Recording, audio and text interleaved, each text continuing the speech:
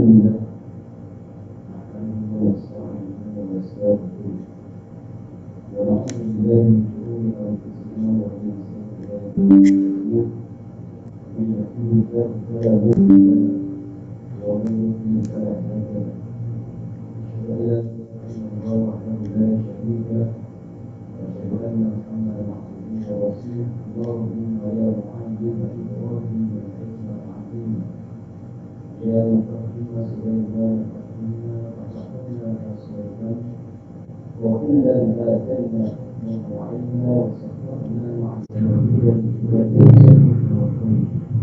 وكنا فاعلين يا رب سليمان ويا رب إبراهيم ويا رب موسى وعيسى ويا رب محمد صلى الله عليه وسلم اللهم اغفرنا من ظلمات الجهل والنسل برحمتك يا ارحم الراحمين اللهم زدنا علما وارزقنا فهما برحمتك يا ارحم الراحمين اللهم نزلنا في نور الحديث وارحمنا بالنسبه اللهم ارزقنا فهم النبيين وحفظ المرسلين اللهم فقهنا فيه وعلمنا فائده اللهم لا سهل الا ما جعلته سهلا وأنت تجعل فينا ذاتك سهلا ربنا يسر ولا تعسر وإنك يسر لكل عسير عليك يسر اللهم كمل الخير وأنت يا أرحم الراحمين وارفع لسانك ويسر أمري وأن أحدث من لساني وقال قومي كما بعد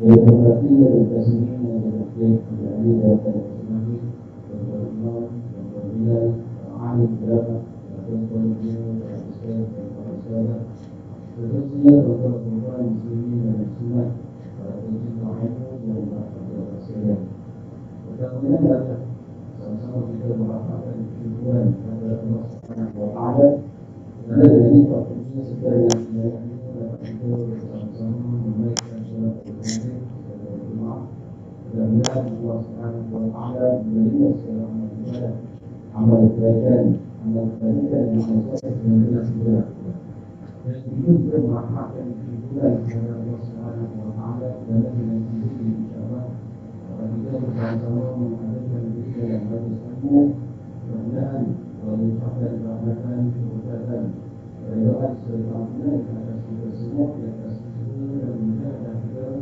untuk mencari dan mencari Tuhan yang dan itu juga mohon kepada Allah Subhanahu wa Ta'ala agar terus dilimpahkan taufik dan hidayah diberikan kekuatan ruang dan ruang untuk kita terus melakukan amal ibadah dan untuk kita terus menghadirkan diri serta mencintai ilmu agar kita bertemu dalam keadaan ampun dan hidayah seterusnya. Ya Allah, malam ini sekali lagi kita dapat dipertemukan menyambung siklus bidang kita Al-Bidul Qawfidin susunan Syekh Muhammad As-Sawqani yang mana dalam bulan yang lalu kita masuk lagi bawah kemasan pembahasan kita jatuh pada menyatakan taubat dan kita telah melakukan beberapa ayat beberapa riwayat yang telah dikatakan oleh Syekh Muhammad As-Sawqani dalam kisah ini. Antaranya adalah apa yang kami melakukan daripada kajian yang Mujahid ketika menerangkan tentang ayat A'udzubillahi minasyaitonir rajim inna at-taubata 'ala Allahi lilladzina ya'maluna lilladzina ya'maluna as-su'a bi-jahalah thumma yatubuna min qarib.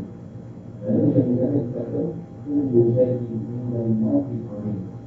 Iaitu yang maksud sesungguhnya taubat itu dapat berlaku dengan ataupun dengan kemudian mereka bertobat kepada Allah selepas surah Nisa ayat yang kedua. Jadi dari ayat ini Syekh Mujahid berkata dengan syarat untuk bertemu ayat maka itu berarti segera dan biarkan.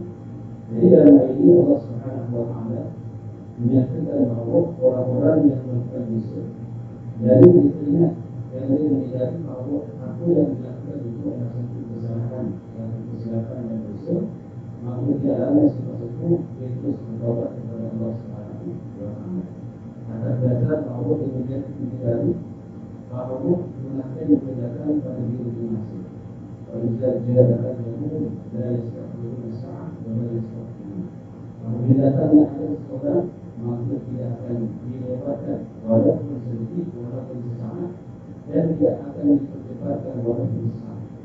Bermakna kalau seseorang itu melakukan dosa dan kesilapan, lalu dia menangguh akan taubat. Dan disebut oleh Syekh Al-Bukhari Al-Mati dalam kitab An-Nawar Al-Hadi, bahawa sikap itu menangguh taubat itu adalah sebagai daripada bisikan-bisikan syaitan. Kalau syaitan akan menghasut ataupun menggoda orang-orang yang melakukan kesilapan, iaitu dia kata kepada orang yang melakukan kesilapan tadi, dia umur masih panjang, masa masih ada, besok boleh bertaubat, akan datang boleh bertaubat. Jadi bila dia terpedaya dengan bisikan tersebut, lalu dia berkata taklah nantilah besok akan bertaubat, ataupun dia kata taklah akan datang, taklah nanti aku hari kita mungkin berdiri baru bertaubat, maka dia sedang termasuk di dalam taubat.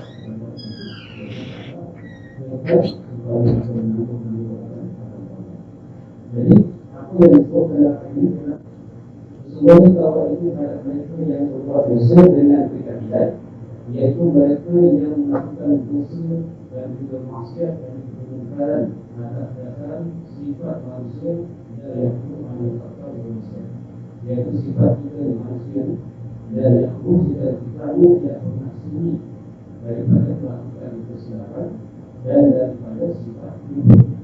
Ada kali kita pernah melakukan satu dosa, kemudian kita pun bertaubat kepada Allah SWT dengan sebenarnya bertaubat, dan kita pun berharap tidak mengenai perbuatan tersebut.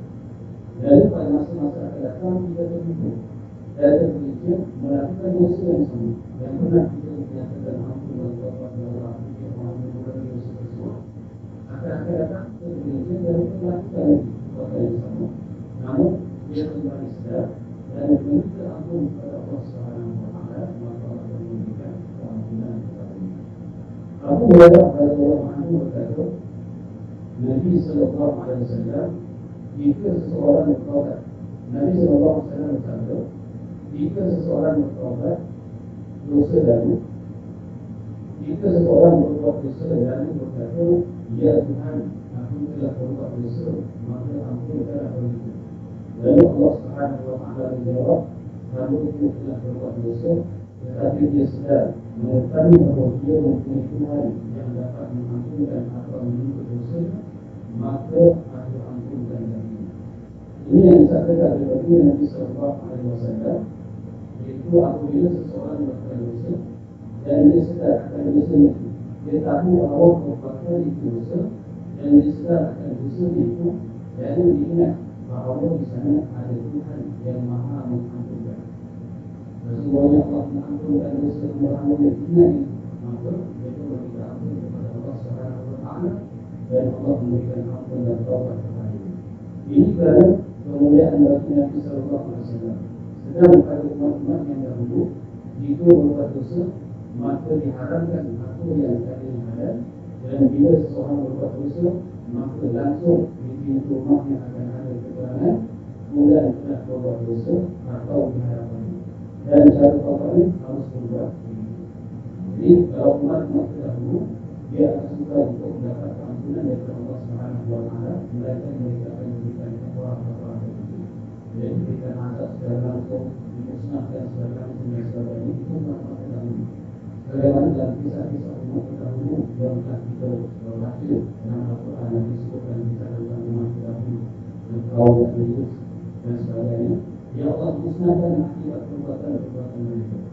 Namun umat baginda Nabi Muhammad SAW, atas kemuliaan baginda Nabi, maka Allah memberikan kemuliaan kepada kita umat baginda Nabi, iaitu masih diberikan ruang dan ruang untuk menyatakan ampun dan taubat kepada Allah SWT. Tetapi bagi umat Muhammad SAW dimudahkan dengan ayat A'udzu billahi minasyaitonir rajim wa may ya'mal su'an aw yadhlim nafsahu thumma yastaghfirullah fa yajidillah ghafurur rahim. Dan siapa yang berbuat dosa atau kesalahan bagi dirinya kemudian minta ampun kepada Allah, tentu dia mendapatkan Allah Maha Pengampun lagi Maha Penyayang. Kerana itu maka setiap muslim harus bertaubat kepada Allah SWT tiap pagi dan petang. Dan Syekh Mujahid berkata, orang yang tidak bertaubat tiap pada waktu pagi dan pada waktu petang, maka termasuklah orang yang zalim, iaitu melakukan penganiayaan terhadap diri muslim. Jadi kita dianjurkan sebagaimana disebut oleh Syekh Hamid tadi, bahawa kita dianjurkan untuk memohon ampun dan taubat kepada Allah Subhanahu wa taala pada waktu pagi dan pada waktu petang. Allah Subhanahu wa taala sebagaimana yang telah diterangkan dalam hadis Nabi, Allah memerintahkan sebuah rahmat keampunan pada waktu malam bagi mereka yang meminta ampun kepada Allah jika mana melakukan dosa pada waktu siang. Dan Allah meluaskan rahmatan dan keampunan pada waktu siang diberikan kepada orang yang meminta ampun dan taubat jika mana pada waktu malam. Jadi Allah Subhanahu wa taala menerima taubat hamba-hambanya pada waktu siang dan malam. Dan disebut oleh Syekh Mujahid, bagi mereka yang tidak memohon ampun pada waktu pagi dan petang, maka dia tergolong dalam kalangan orang yang berlaku zalim ke atas diri sendiri. Jadi perbuatan zalim ini bila disebutkan dalam perkara-perkara yang lain, dia bukan hanya berlaku kezaliman ke atas orang lain, kezaliman ke atas binatang, kezaliman ke atas makhluk-makhluk Allah yang lain, tetapi boleh jadi juga kezaliman ke atas diri sendiri. Antara ini disebutkan oleh Imam Syafi'i, yaitu beliau menyebutkan mereka yang membiarkan dirinya jahil akan ilmu fardhu ain, yaitu ilmu asas yang wajib, ilmu akidah yang asas, ilmu fiqh yang asas, dan ilmu tasawuf yang asas. Imam Syafi'i kata sesungguhnya mereka yang membiarkan dirinya jahil akan ilmu itu, maka sesungguhnya dia telah menzalimi diri sendiri. Jadi ada perbuatan zalim akan diri sendiri. Dan satu lagi yang disebut oleh Syekh Mujahid tadi, iaitu sesiapa yang tidak memohon ampun dan taubat kepada Allah pada waktu pagi dan pada waktu petang, maka sesungguhnya dia telah menzalimi akan diri sendiri. Dia telah menganiaya diri sendiri. Kenapa dikatakan perbuatan-perbuatan ini dipandang sebagai perbuatan menzalimi diri sendiri? Yang pertama sekali, kita tidak tahu arti zalim itu ialah tidak meletakkan sesuatu pada tempatnya, ataupun boleh didefinisikan sebagai tidak memberikan satu hak kepada yang berhak. Maksud tidak memberikan satu hak itu kepada orang yang berhak. Jadi kalau kita bagaimana dalam hadis yang disebut dengan kami setiap daripada pemimpin, jadi kita sekurang-kurangnya adalah kita memimpin diri kita sendiri. Kita memimpin diri kita sendiri bermakna kita nak tahu diri kita, nak membawa ketaatan kepada Allah Subhanahu wa taala, ataupun nak membawa diri kita ini ke arah kedekatan kepada Allah Subhanahu wa taala. Jadi diri kita, roh kita ini ada hak atas diri kita. Maksudnya dia menuntut kepada diri kita, pimpin diri aku supaya bawa diri kamu itu ke arah kedekatan kepada Allah Subhanahu wa taala.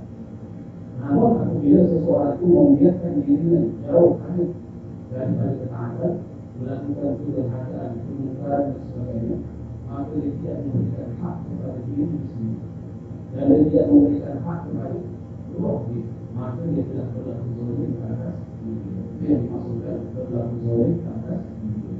Begitulah juga orang yang tidak mempelajari ilmu fardhu ain tadi, yaitu diri dia ada hak ke atas dia untuk mendapatkan ilmu yang wajib, ilmu fardhu ain, yaitu ilmu fiqh, ilmu ibadah, ilmu fiqh, ilmu tauhid, ilmu fiqh, juga ilmu tasawuf. Wajib atas dia mempelajarinya. Tetapi dia tidak mempelajarinya, maka dia tidak meletakkan sesuatu hak kepada yang berhak. Dia tidak memberikan sesuatu hak itu kepada yang berhak, yaitu diri sendiri, maka dia telah berlaku zalim di atas diri. Begitu juga apa yang disebutkan oleh Syekh Mujahid, yaitu mereka yang tidak meminta ampun dan taubat kepada Allah Subhanahu wa taala pada waktu pagi dan pada waktu petang, maka sesungguhnya dia telah berlaku zalim di atas diri sendiri. Yaitu apabila dia melakukan dosa dan maksiat, maka dirinya telah dipotong oleh dosa dan maksiat. Dalam hatinya ada nota hitam yang dia perlu bersihkan. Hak kepada hak diri kita kepada diri kita adalah membersihkan diri kita. Maka apabila dia tidak menyatakan ampun dan taubat kepada Allah Subhanahu wa taala, maka dia telah membiarkan kotoran itu pada dirinya.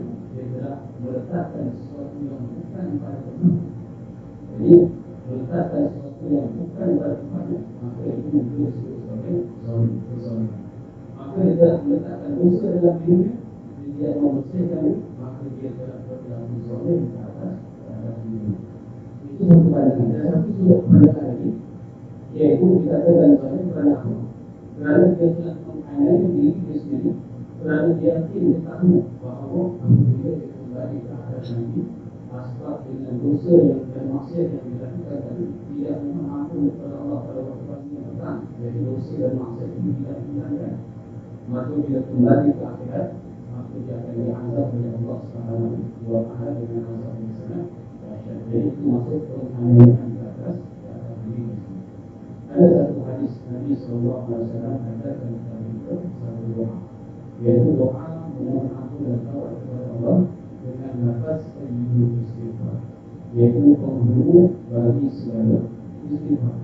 Berdoa dan berdoa maksudnya dalam itu ada doa Allah Maka Bila Ila Ila Ila Ila Wa Ana Ahmika Wa Ana Ala Ahmika Wa Ahmika Mastata'u A'udhu Bika Mishal Masalatu A'udhu Laka Bi'ikmatika Alaya Wa A'udhu Laka Bizamika Fa'udhu Innahu La Yabdul Wa Ini bagi sekalian doa atau tulisan di muslimah berhubung bagi segala muslimah.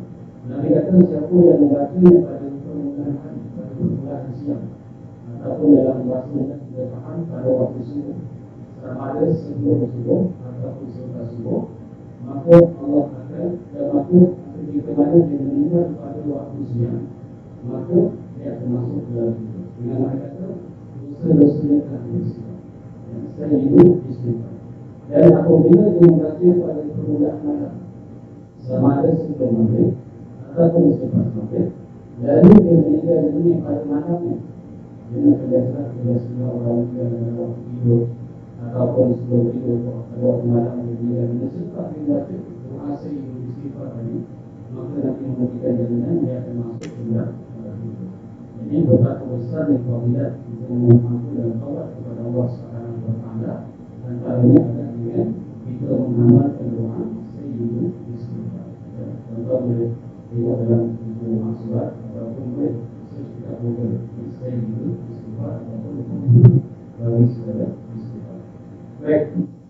Jadi kita dianjurkan untuk memohon dan taubat kepada Allah Subhanahu wa Ta'ala pada waktu pagi dan juga pada waktu petang ataupun pada waktu permulaan malam, agar kita sehari-hari kita bersihkan diri kita daripada perkara-perkara dosa dan juga maksiat. Sebagaimana baik juga menjaga sebagian dengan waktu. Jadi maknanya saya menjadi kata selain daripada kita menjaga kewajiban sebagian dengan waktu, maka begitulah juga kewajiban atas kita untuk memohon dan taubat kepada Allah Subhanahu wa Ta'ala. Sebab kita tahu sebagaimana dalam hadis Nabi disebut kullu ibn Adam khata', setiap anak Adam itu mesti ada gangguan dosa. Dan dosa yang banyak kita lakukan, contoh dalam seharian, ia daripada kita bangun tidur sampai kita tidur sebelum. Dalam seharian itu mungkin ada dosa-dosa kesilapan, mungkin ada kesilapan banyak yang kita lakukan. Dalam banyak-banyak kesilapan yang kita lakukan, kita masuk, bukan semuanya boleh mendatangkan dosa. Mungkin dalam kebanyakan dosa kesilapan yang kita lakukan, ada beberapa persen kesilapan itu yang bukan dosa. Jadi dalam kesilapan yang bukan dosa itulah kita memohon dan taubat kepada Allah Subhanahu wa Ta'ala. Sebab kita tahu kita tidak pernah sunyi, kita bukan maksum, kita tak pernah sunyi dari dosa dan kesilapan. Bahkan kita pernah sebut kalau datang satu bisikan dalam hati kita, iaitu bisikan kita rasa seperti tidak ada dosa. Dia akan datang, bisikan-bisikan itu akan datang. Kita akan rasa macam aku ni tak ada dosa, aku nak istighfar aku lagi, aku nak bertaubat aku lagi, aku nak buat aku lagi, aku tak ada dosa. Jadi bila ada perasaan rasa seperti tidak ada dosa itu, maka ketahuan itu ada bisikan dan perangkat iblis. Bagaimana dalam kisah yang kita mengisahkan sebelum daripada ini, kisah yang kita dapat dari Imam Ibn Katsir, yaitu kisah Rasulullah. Bila Rasulullah beritahu, kamu beribadah, kamu pastikan tanpa ada dosa, maka kamu tidak akan rasa nikmat. Jadi itu termasuk dalam perangkat dia kata dosa itu yang boleh amalkan. Jadi itu adalah perangkat iblis dan perangkat syaitan nak memperkaya kita supaya kita berpindah-pindah dan tidak membawa kepada Allah dan aku. Kerana kita rasa diri kita tak dosa. Sedangkan kita tak pernah sunyi dari melakukan kesilapan, dari melakukan dosa dan sebagainya. Jadi tugas kita adalah membersihkan diri. Bahkan Imam Ahmad sebut, ketika mana kamu merasakan ini langkah bagi supaya kita tak termasuk dalam perangkat iblis. Dan perangkat itu adalah bisikan merasakan dirinya tidak mempunyai dosa. Ini mereka iblis. Jadi Imam Ahmad ajar kepada kita bagaimana kita nak mengelakkan daripada perangkap iblis itu. Iaitu Imam Ahmad kata, ketahuilah ketika mana kamu merasakan diri kamu tidak ada dosa, ketika itu kamu sedang dosa. Jadi maknanya kita tak boleh lepas daripada dosa. Tak pernah sini daripada melakukan dosa dan maksiat. Tapi yang dikendaki atas kita bukanlah kita berputus asa. Ya, dalam kita katalah apalah malah aku bertobat nanti bagi apalah menjadi sesuatu aku berlimpah nanti akan ada dosa. Jangan kita berputus asa. Sebenarnya usaha kita adalah untuk membersihkan. Itu juga kita bersihkan. Walaupun tahu mungkin akan datang seperti itu lagi. Ya, sebab kita tak masuk ini daripada mungkin kesilapan. Jadi tugas itu bersihkan. Ia akan hati kita. Sebagaimana analogi bilangan makanan yang kita pernah berikan sebelum dapat ini supaya kita faham tugas kita. Ya, dalam ini umpama dosa dalam. Jadi kita ada di dalam makanan. Datang lalat. Bila datang lalat, kita tahu. Jadi bila kita tahu, dia tahu dia kita lagi. Kita tahu. Bila datang lagi, kita tahu. Bila datang lagi, bukan yang kita biarkan. Kita kata alat kita lalat ini salah tahu. Jadi kita datang lagi, kita tak salah. Tengok. Jadi bila tengok dia dalam tubuhnya tetap makanan dia. Maka dalam lama makanan itu akan menjadi rosak. Jadi kita tak boleh nak memakan makanan itu. Sebab rosak dibiarkan. Jadi tugas kita adalah mengetahui. Ditafsirkan kepada perbuatan kita ini, iaitu tugas kita adalah membersihkan dosa yang melimpah ke dalam hati kita. Bila kita buat satu kesilapan, maka terus dengan segera kita buat kebiasaan hasanah kamu. Buktilah perbuatan buruk kamu itu dengan perbuatan yang baik. Alhamdulillah, mudah-mudahan perbuatan baik kamu itu akan menghapuskan kesilapan yang telah kamu lakukan. Al-Qamah dari Ibnu Mas'ud radhiyallahu anhu berkata, seseorang datang kepada Nabi sallallahu alaihi wasallam dan berkata, "Ya Rasulullah, aku tadi telah berjumpa dengan seorang wanita yang kebun, maka aku duduk dan aku berbuat padanya segala sesuatu, hanya tidak aku berbuat zina." Maka Nabi sallallahu alaihi wasallam diam sejenak.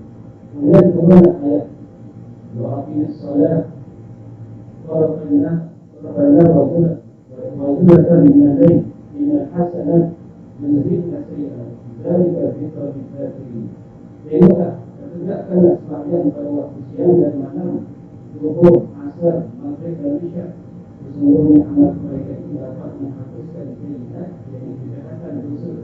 Ini sebagaimana peringatan bagi orang-orang yang sedar, taubat bagi orang-orang yang akan bertaubat. Sebab ayat dalam ayat ini Allah Subhanahu wa taala memerintahkan kepada kita, apabila seseorang itu melakukan dosa dan maksiat, maka hendaklah dia melakukan amal kepada Allah Subhanahu wa taala. Mudah-mudahan dengan amal kebaikan itu dapat mengumpulkan kebaikan kejahatan yang telah kita lakukan. Namun di sana kita jangan beringat, maksudnya kita jangan memandang remeh. Kita tahu ada tak-tak dari kawanan, dia buang itu, kawan itu, dia berusaha itu. Memang ada hadis Nabi sallallahu alaihi wasallam sebutkan, iaitu apabila seseorang anak dan itu mengambil wudu, membasuh wajahnya, maka akan bergugurlah dosa-dosa yang dilakukan dengan anggota wajahnya, iaitu mata dan juga mulut. Dan sehingga apabila selesai mengambil wudu, maka bergugurlah segala dosa-dosa yang telah dilakukan dengan anggota-anggotanya.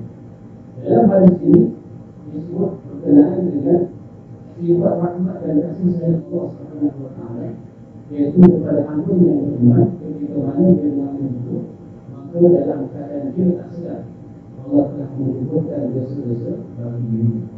Dan syarat dosa-dosa yang digugurkan di sini adalah dosa-dosa kecil, bukan dosa-dosa besar.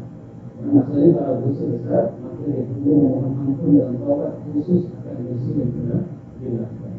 Begitu juga dengan dosa syirik. Dosa syirik tidak akan diampunkan selama mana dia tidak memohon ampun kepada Allah. Kalau selagi dia tidak memohon ampun kepada Allah, maka Allah tidak akan ampunkan dosa itu. Jadi dia perlu memohon ampun dan taubat kepada Allah terhadap dosa syirik dan dosa besar yang telah dilakukan. Ada pun dosa kecil, maka Allah akan menggugurkan dosa dosa-dosa itu asbab amal-amal kebaikan, amal soleh, amal ibadah, amal kebajikan yang dia lakukan, maka Allah akan ampunkan bagi baginya. Ini ada bukti rahim, sifat penyayang Allah Subhanahu wa Ta'ala, sebagaimana yang disebutkan oleh Imam Ibnu Katsir ketika menafsirkan ayat Ar-Rahman Ar-Rahim surah Al-Fatihah. Ar-Rahman adalah sifat umur Allah ke atas segala makhluk-makhluk yang diciptakan. Sama ada makhluk itu bernyawa atau tidak bernyawa, sama ada makhluk itu berakal atau tidak berakal, sama ada makhluk itu berhati atau beriman kepada Allah, maka sifat Ar-Rahman Allah itu meliputi segala makhluk-makhluk. Adapun sifat Ar-Rahim, ia adalah sifat maha penyayangnya Allah tertentu dan khusus bagi orang-orang yang beriman. Macam tadi buktinya apa? Buktinya adalah apabila seorang anak Adam yang syaratnya beriman kepada Allah mengambil wudhu, maka wudhu dosa-dosa kecil dan berat yang dia lakukan. Jadi dalam ayat ini dia sedari dengan hadis Nabi yang kita bacakan tadi, iaitu Nabi SAW bersabda, "Ittaqullah haitsu kuntum." Bertakwalah kamu kepada Allah dalam apapun keadaan kamu. Kemudian Nabi sambung lagi, "Wa'asbi sayyi'atil hasanah tamhuha." Kemudian perbuatan buruk kamu itu dengan perbuatan yang baik, mudah-mudahan dia melupuskan kesilapan-kesilapan yang telah kamu lakukan. Wa qul linnas, dan berakhlak wahai sekalian manusia itu hasan, dengan akhlak yang baik. Ini hadis ini dinukilkan oleh Imam Nawawi dalam hadis 40. Jadi dalam hadis itu disebut tidak perbuatan buruk kamu itu dengan perbuatan yang baik, jadi dengan keadaan segera. Kalau kita boleh dengar, maka kita telah memasuki perangkap syaitan. Bila kita boleh dengar, maka syaitan rasa macam dia percaya menganggurkan kita untuk bertaubat. Bila dia percaya menanggungkan kita untuk bertaubat, datang lagi satu bisikan. Bisikan apa? Iaitu melumpuhkan kita. Melumpuhkan kita bahawa dosa dan maksiat yang kita lakukan, kita menanggung untuk bertaubat, akhirnya kita lumpuh. Sampai 20 tahun, 20 tahun. Kemudian dengan sifat penyayang yang Allah datangkan kembali ingatan-ingatan kepada kita tentang dosa dan maksiat yang kita lakukan ini. Kadang-kadang dia terlintas. Bila terlintas itu, maka kita sebut-sebut dan berbalik. Itu tandanya Allah kasih dan sayang kepada kita, Allah beri perhatian kepada kita, Allah beri tahu kepada kita, Allah ingatkan kepada kita bahawa dulu kamu pernah melakukan dosa sekian, kamu belum minta ampun dan taubat. Jadi mohon ampun taubat wahai hamba. Jadi itu Allah beritahu kepada kita dengan meningkatkan ingatan dosa dan maksiat yang pernah kita lakukan. Maka dipanggil oleh Nabi SAW orang itu, orang yang mengadu tadi, ada orang datang ke Nabi, dia kata, aku telah menjumpai seorang wanita di kebun, kemudian aku peluk dia, kemudian aku buat aku segala kepada dia, kecuali perbuatan zina. Maksudnya dia buat aku satu perbuatan, kecuali dia tidak berzina. Maka bila dia beritahu Nabi, turun ayat surah ayat 144 tadi, dan setelah turun ayat itu, maka Nabi panggil orang tadi, dan bacakan ayat tadi padanya, dan Umar adalah bertanya, ya Rasulullah, apakah itu buat diri sendiri ataupun umum buat semua manusia? Maka jawab Nabi SAW, bahkan umum buat semua manusia. Iaitu setiap orang apabila dia melakukan amal kebaikan, maka dia akan melupuskan segala kesilapan di antara ini tadi kasih dan sayang Allah Subhanahu wa Ta'ala kepada orang-orang yang beriman. Dan dijelaskan oleh ahli ulama, al-hasanah iaitu kebaikan-kebaikan. Apakah jenis kebaikan-kebaikan yang disifatkan sebagai telah menggugurkan dosa dan maksiat? Ada sebagian ulama mengatakan hanya kebaikan-kebaikan yang diniatkan ikhlas kerana Allah, maka dia dinilai sebagai ibadah, sama ibadah umum ataupun khusus, maka dia akan mengampunkan, dia akan menggugurkan dosa-dosanya yang telah dilakukan. Ada pun sebagian pandangan yang lain, yang pandangan yang agak lemah, mengatakan bahawa amal ibadah yang umum yang diniatkan bukan kerana Allah, maksudnya dia bukan niat kerana Allah. Contohnya dia buat amal kebaikan, dia contoh memberi bantuan kepada orang, contohlah dia pergi ke jalan sebelum sampai ke orang dan sebagainya. Jadi dia tak ada niatkan, tak ada terlibat langsung niat kerana Allah, nak membantu kerana Allah. Jadi sebagai pandangan yang lemah mengatakan bahawa itu tidak akan membentukkan dosa. Tapi pandangan yang lebih kuat adalah apa sahaja amal kebaikan walaupun tidak terlintas dalam hati niat kepada Allah, maka amal kebaikan itu akan dinilai sebagai penghibur bagi segala dosa-dosa.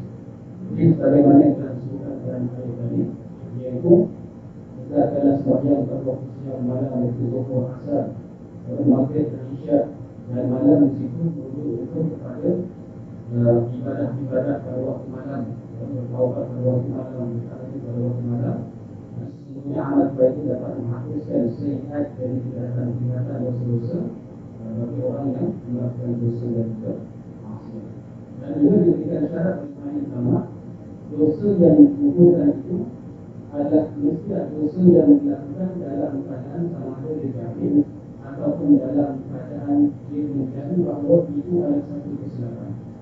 Ada pun orang yang melakukan dosa dan maksiat, dia sedar bahawa dia melakukan dosa dan maksiat tetapi dia tidak ada rasa penyesalan. Ini adalah tanda-tanda sebagaimana yang disebutkan oleh Syekh Ibn Abbas yang hasilkan tadi, bahawa di sana ada orang yang melakukan dosa dan maksiat serta kemungkaran, tidak ada sedikit pun rasa penyesalan, maka itu adalah tanda hati yang telah mati. Tanda hati yang telah mati adalah, iaitu yang pertama, dia langsung tidak menyesali ketika mana dia meninggalkan amal kebaikan. Dia meninggalkan solat, dia langsung tak rasa menyesali. Dia tinggalkan solat itu, dia rasa macam tak ada apa-apa, rasa macam tidak ada sedikit rasa penyesalan dalam hati. Ataupun dia meninggalkan amal-amal kebajikan yang lain, langsung tidak ada rasa bersalah dalam hati. Bahkan kalau dia meninggalkan amalan-amalan yang sunat, dia tidak ada rasa sedikit kelompangan dalam kehidupannya. Macam contohnya harapan bersedekah dalam hal itu, jadi dia tak ada rasa apa kosong. Mungkin dia amalkan yang wajib, dia laksanakan yang wajib, tapi bila amalan-amalan sunat kita laksanakan, dia tak ada rasa macam ada kekurangan dalam hidup. Satu lagi yang apa yang sampai disebutkan, apabila dia melakukan dosa dan maksiat, tidak ada rasa menyesal, tidak ada rasa bersalah. Jadi dua sifat ini dijadikan sebagai orang yang mati hati, iaitu dia tidak ada rasa penyesalan begitu mana dia meninggalkan perbuatan kebaikan atau dari perbuatan yang wajib dari yang sunat. Yang kedua, dia tidak ada rasa bersalah begitu mana dia melakukan dosa dan juga maksiat. Maka itu adalah tanda hati yang telah mati. Jadi orang yang disebutkan begitu, dia telah matinya hatinya apabila dia melakukan dosa dan maksiat, tidak ada sedikit pun rasa bersalah, tidak ada sedikit pun rasa penyesalan. Kemudian selepas daripada itu, jika dia melakukan amal kebaikan seperti membantu orang di jalan, membantu orang ini, membantu orang itu sebagainya, maka kebaikan-kebaikan itu tidak dapat menghapuskan dosanya. Kerana dia melakukan dosa dan kesilapan tanpa dia menyadari ataupun tanpa dia ada rasa bersalah ataupun penyesalan. Maka rahmat Allah tidak akan turun kepadanya atas sebab perbuatan hati tadi. Lalu Yunus bin Ubaid dari Al-Hasan berkata, Nabi SAW bersabda, tiada seorang hamba melainkan dijaga oleh dua malaikat, dan malaikat yang kanan lebih berkuasa terhadap yang kiri. Maka jika hamba itu berbuat dosa, yang sebelah kiri akan bertanya kepada yang kanan, apa tak patut saya cakap? Maka jawab yang kanan, tak perlu, sehingga dia berbuat 5 kali dosa. Kemudian jika berbuat 5 kali dosa, ditanya lagi, apakah aku boleh cakap salah? Maka malaikat yang sebelah kanan jawab, biarkan sehingga dia berbuat 1 amal kebaikan. Maka apabila dia berbuat kebaikan, maka malaikat yang kanan berkata, kami akan beritahu bahawa 1 kebaikan dapat 10 kali ganda. Kerana itu kita haruskan 5 kebaikan yang terjadi sebagai timbangan dari dosa yang 5, dan kami catat ada 5 kebaikan. Maka di situ syaitan menjerit berkata, bila tak aku dapat menjerumuskan anak Adam ke dalam api neraka. Jadi dalam kisah ini, dalam dua ini menceritakan bahawa setiap anak Adam itu kiri dan kanannya ada malaikat yang mencatat, yang itu malaikat api dan juga api. Dalam hadis yang lain, Nabi sebut ada 4 malaikat kiri kanan kita yang mencatat amal, depan dan belakang kita yang ini yang memberikan laporan kepada Allah SWT. Ada hadis yang Baik. Jadi malaikat yang kanan agak lebih kuat berbanding yang kiri. Ketika mana seseorang itu melakukan satu dosa, maka malaikat yang kiri ditanya kepada malaikat yang kanan, apakah aku harus catat apa yang dilakukan itu? Maka yang kanan kata nanti dulu. Catat apabila dia telah melakukan dosa tersebut sebanyak 5 kali. Maknanya dosa yang sama diulang sebanyak 5 kali. Lalu bila dia telah melakukan 5 kali dosa yang sama, maka malaikat yang sudah kata, apakah aku catat? Maka malaikat yang kata nanti dulu. Tunggu jika dia buat satu kebaikan. Lepas dia buat 5 perasaan yang sama dari beberapa bulan, mungkin akan masuk bertahun-tahun. Maka apabila dibuat satu amal kebaikan selepas kebaikan yang kelima lagi, dibuat satu amal kebaikan, mungkin dia bersedekah, mungkin membantu orang, mungkin dia berkhidmat dan sebagainya, maka yang satu tadi akan digandakan dengan 10 kebaikan. 10 kebaikan itu ditolak dengan 5 kejahatan yang dilakukan, maka hanya catat 5 kebaikan saja di dunia, tetapi dalam masa yang sama 5 kejahatan yang telah dilakukan itu akan dihapuskan dosa-dosa dan akan dihapuskan dosa-dosa yang telah dilakukan. Maka itu adalah rahmat dan kasih sayang Allah Subhanahu wa taala kepada hamba-hamba ini.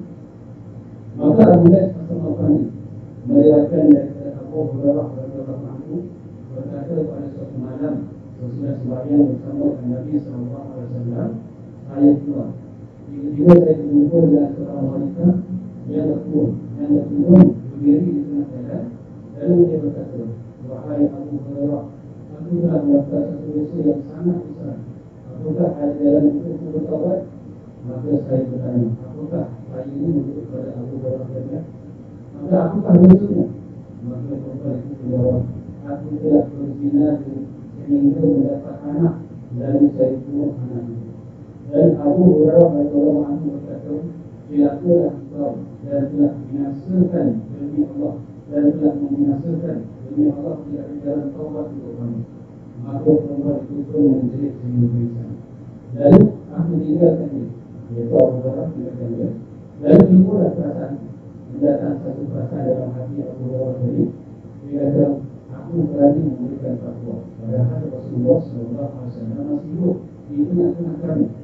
Dan pagi hari ini aku pergi bertemu kepada Rasulullah SAW dan berkata, ya Rasulullah, malam aku diminta fatwa dalam hal ini dan aku memfatwakan kepadanya begini. Di situ balik apa yang beritahu Rasulullah tadi. Maka Rasulullah SAW bersabda, inna lillahi wa inna ilaihi raji'un. Demi Allah, wahai Abu Hurairah, engkau lah yang binasa dan yang membinasakan. Dari manakah engkau, wahai Abu Hurairah? Jadi dapat maksudnya dapat fatwa itu. Dan maksudnya daripada manakah kamu, wahai Abu Hurairah, daripada ayat ini, yaitu ayatnya apa? A'udzu billahi minasyaitonir rajim. Walladzina la yad'una ma'a Allahi ilahan akhar wa la yaqtuluna an-nafsa allati harrama Allah illa bil haqq wa la yaznun wa man yaf'al dhalika yalqa adhaban يضاعف له العذاب يوم القيامة ويخلد فيه مهانا إلا من تاب وآمن وعمل عملا صالحا فأولئك يبدل الله سيئاتهم حسنات وكان الله غفورا رحيما. Maksudnya Nabi Sallallahu Alaihi Wasallam bertanya kepada Abu Hurairah, dalam ayat ini kamu dari mana? Kamu dari mana? Maksudnya kamu bahagian yang mana?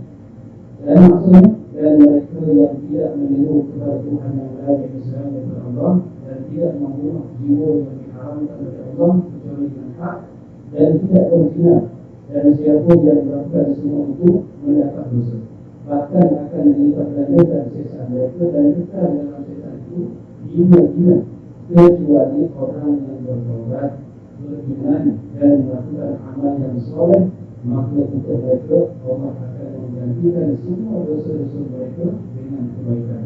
Dan adanya Allah Maha Pengampun lagi Maha Penyayang. Jadi bila kita itu maka Abu Hurairah itu tersebar.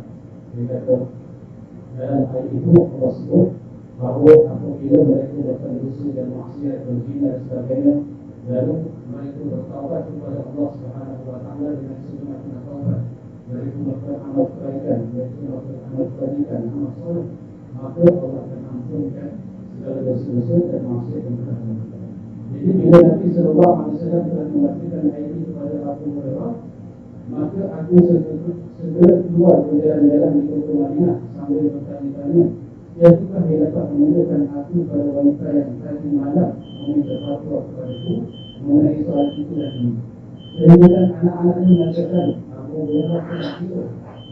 Sehingga pada malam hari aku bertemu dengan wanita ini. Maka setelah Nabi baca ayat tadi, dia rasa tersentak, lalu Abu Hurairah pun pergi sekitar Madinah, cari pusing-pusing tak jumpa.